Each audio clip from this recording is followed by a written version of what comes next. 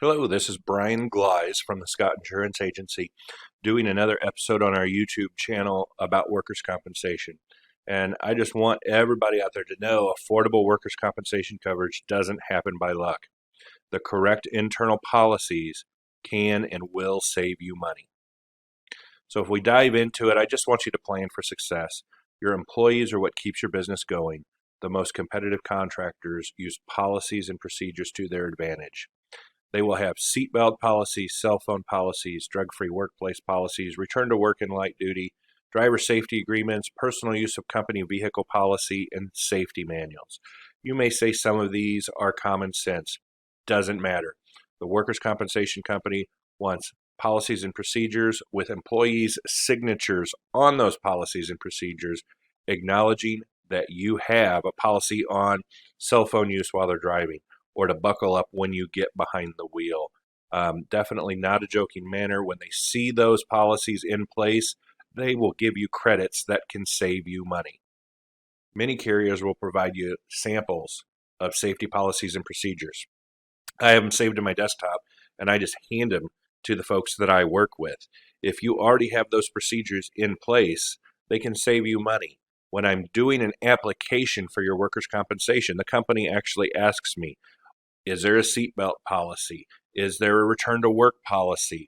And if you already have these things in place, they believe that you are serious, have done your due diligence, and ready to roll.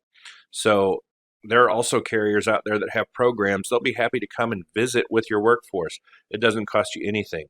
They'll do a PowerPoint presentation. They'll bring swag. They'll bring donuts. But they want to talk to your employees about loss control and best practices. They will also have online materials such as YouTube videos, toolbox talks, and other items in order to make it easy for you to schedule safety talks. Sometimes you'll say, well, I have no idea what to talk about. Problem solved. They'll give you a list of what you can talk about, and they cater to whatever particular market you're in. If you're a contractor, if you're a dump truck driver, if you're a chiropractor, they have these safety talks. Some carriers offer safety grants. And the safety grant will help you pay for equipment that can help your employees work safer. An example is that I have a plumbing contractor.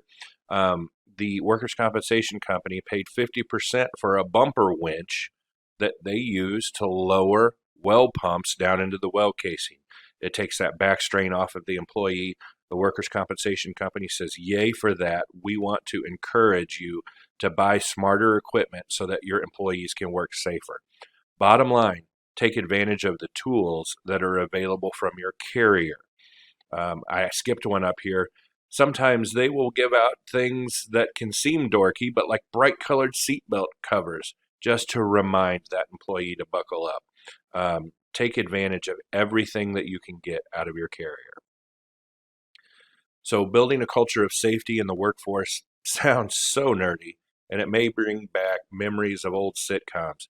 However, facts are facts, and companies that consciously focus on safety have less losses and pay less for their work comp coverage. Consciously focusing on safety will allow you to be more competitive when it comes to winning bids. There's a metric out there called an experience modification factor, and it's an indicator on how many claims your organization have. Many times, when you are bidding on a job, they will look at your EMOD.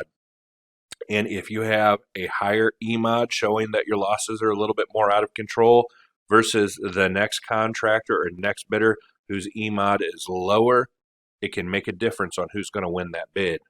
Your insurance agent can also work with you on improving your EMOD factor because there's tools out there such as ModMaster or XyWave that can also help. And I would love for you to consider appointing someone as head of your safety program. A lot of times we screw up when we look at the flow chart because it will say, you are head of accounting, you are head of marketing, you are head of human resources, you are head of everything, and you just run out. So contemplate appointing someone as head of your safety programs. Give them the responsibility to schedule those toolbox talks or those safety talks, whether it's just stretching or whatever. It's a good idea. So follow through is important. Make sure you have your employees sign off on the policies and procedures and keep them in their employee file. If the employee doesn't sign off on it, it really doesn't do us any good. If I give you a real life example, I provided a client a sample seatbelt policy, and he had two employees that had an accident. Neither one of them were wearing their seatbelts, and they both spidered the front windshield with their heads. With the seatbelt policy in place, they went against the company policy, and that means that the workers' compensation company could reduce their work comp payout by 50%. Now it sounds like we're punishing the employee, but bottom line, the employee didn't follow company policy, and it behooves you as the employer if you can keep those work cost claims down. So the only thing we're asking the employee is to follow company policy, and everything else will work out great. So it was a great thing that the seatbelt policy was enforced. However, the owner never had the employees sign the seatbelt policy. As a matter of fact, when the owner pulled it out and handed it to me, it still had the word sample written on top of it. So this hammered the work comp company, and they couldn't access any penalty to the employee. So follow through is important.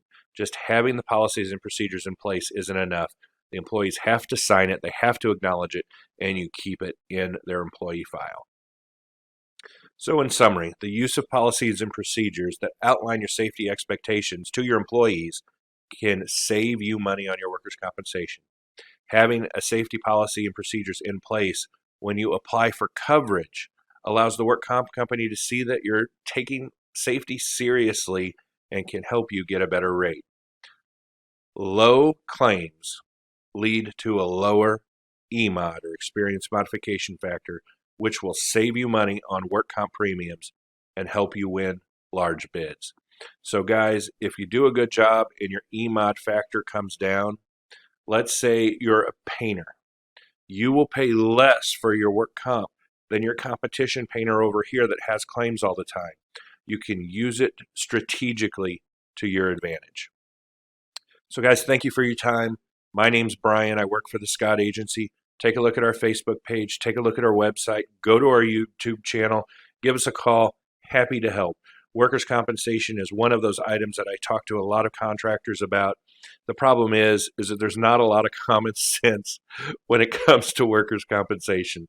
And we're here to help you navigate those items because the devil's in the details. Let us help you. Give us a call. Thank you very much. Bye-bye.